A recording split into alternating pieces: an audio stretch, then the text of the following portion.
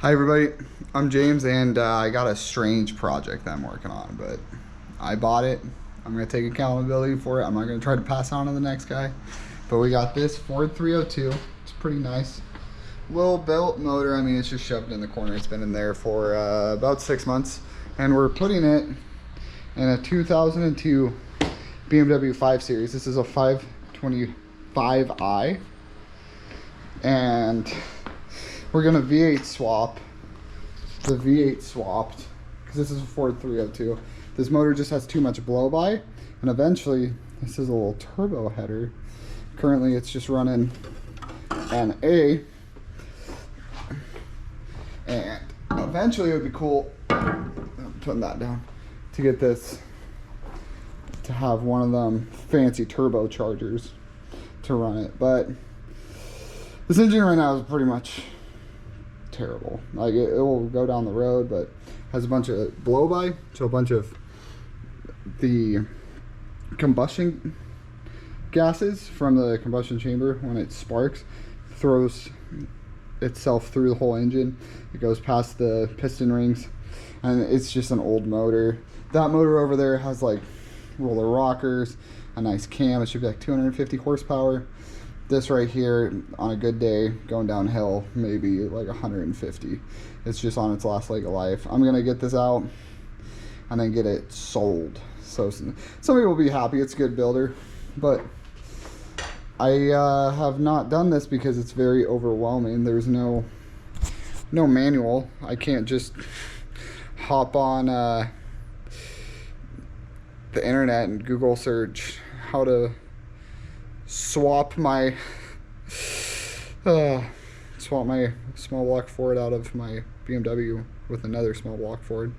So it's really basic, and throughout all of cars there's really the main principles. You have to disconnect your cooling, so we got a radiator up here. You got to disconnect the exhaust and drain out the cooling. You got to disconnect the coolant hoses to the engine, disconnect all the exhaust, and this one will be pretty easy. That's what I'm gonna get started on. Disconnect your fuel, and then any wiring, and there's not too many wires running this motor, so I'm really hoping they're gonna get everything taken off and it'll look real slick. Let me show you. That's a Budweiser key tag. Why am I showing you this? I think that's what was used to get this whole enchilada running. I think there was a lot of Budweiser. But it's actually pretty simple and straightforward. So to get started, we got the carburetor, and then we have some fuel, some double fuel regulators. So brake line goes to there, or brake booster goes to there. We had this hose went over there for evap. Brawler carb, pretty simple setup, real clean right here. Let me come out a little bit. There it is. Yeah, that's it. So that's what we got. Fuel, that's what we got.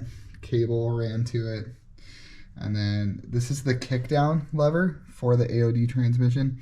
That needs a lot of adjusting, I'll just put it that way. And then we got the heater core. It's just right there. Nothing crazy. He ran 2 lines to a transcooler, and he switched out the radiator to a Griffin radiator. And then over here, this is the exhaust that's going on, and that black piece beneath it is the motor mounts. I'm gonna pull this out and make a video on just like how simple it is to do this swap. Underneath this is the MSD ignition box, which I'll probably pull out and just check on it. And then we got the starter that's wired in, but it's basically wired like a hot rod. I don't have a speedometer. I don't have any of that that unnecessary stuff. Yeah, it really has nothing. But you can see this motor has a lot of weird stuff going on. But look at that. There's a coolant leak going on, or maybe it's from when I hosed it off. I have no idea. But it's just not in the best shape. It still has AC down there. This exhaust needs to be wrapped, so I want to take it all apart, take it down, wrap it all, put it back in. I think it's gonna be a pretty awesome rig with that new motor in it. So this is this side. I really don't think I'm gonna have to remove much. There's 2 bolts on each side that holds these motor mounts in. So I'll undo both motor mounts, undo the transmission, disconnect the power steering. This is my power steering pump. I don't know how he got all this to work. Yeah, it looks like it's pretty straightforward. But yeah, he got it to work. And then that's the old power steering reservoir. So I'm just gonna start chugging away at it and time lapse it over so you guys don't have to watch hours and hours of me trying to reverse engineer it. This is my second day, disclaimer too. And the first day I literally was just trying to fathom how to get it out. But I really think I have enough clearance here to just pull it out about an inch, because that's about all I need. And if I tap into the radiator, no big deal. It looks like it was installed with the exhaust on too, judging by that mark. So we'll just pick it up and get it out. And obviously I gotta undo the alternator wires and just any wires that run to the motor. So really alternator, and then that ignition wire right there, and then do you see that wire? So I'm going to try to do this very methodically as I can. Put that to there, and yeah. Oh, and then I got to disconnect the starter, but the starter's just right down there. I'm not sure if you can see that, but yeah, it's just right there. And then disconnect all those lines in the back, and then just check for leaks, make sure it's all good. Dude, look at that freaking flex core special. It's honestly impressive that they got this all running together, but I think once this is heat wrapped, and that's all heat wrapped, it's going to cool this whole motor down quite a bit.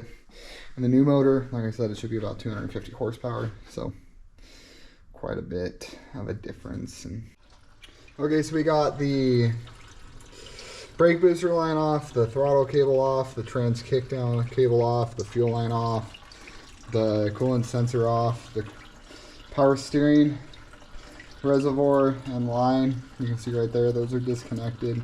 You can see right there, got the exhaust disconnected, we got the power steering dripping in the pan, and then we got that pee noise. That wasn't me, guys.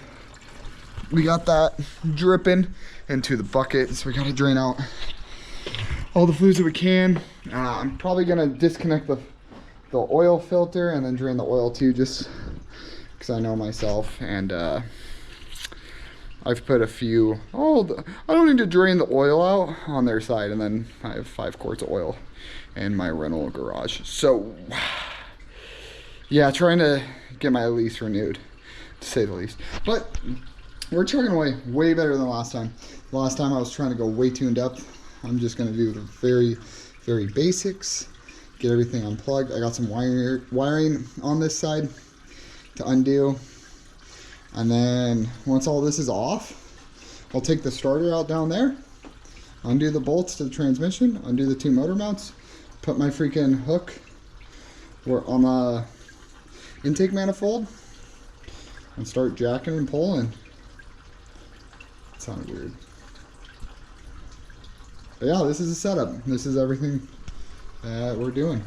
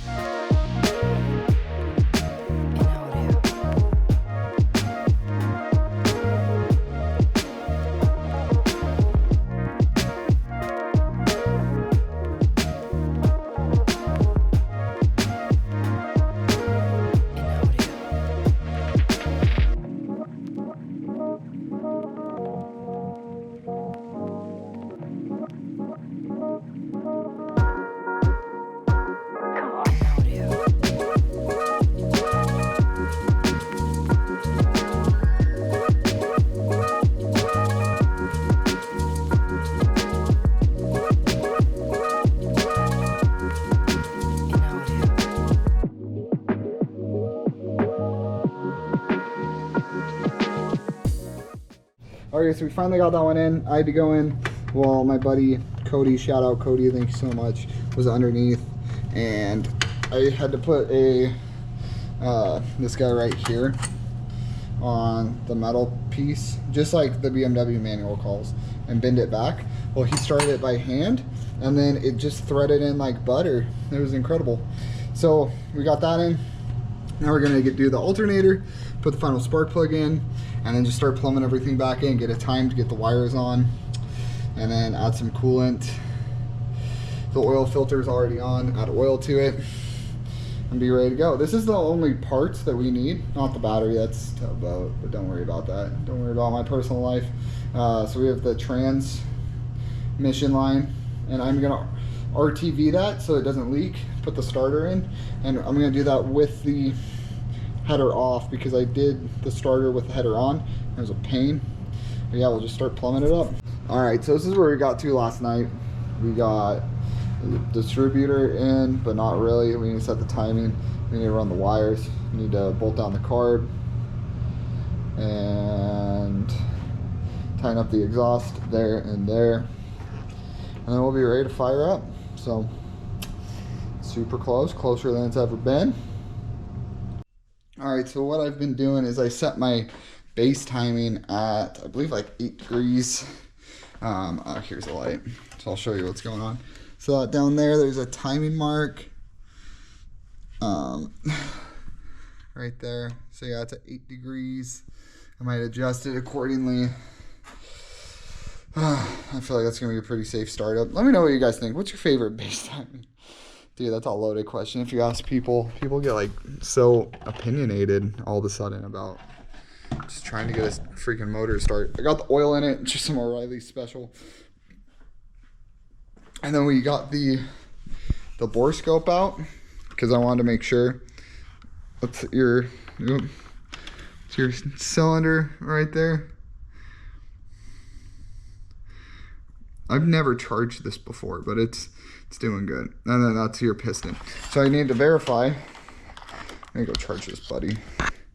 Really good tool. I need to verify that the cylinder 1 is on top dead center. Man, Fords are a little unique. And then we got to check for oil leaks. We don't got any oil leaks, which that's a good sign. I'd be very sad if there was a bunch of oil leaks already. So yeah, I gotta tighten down this bolt.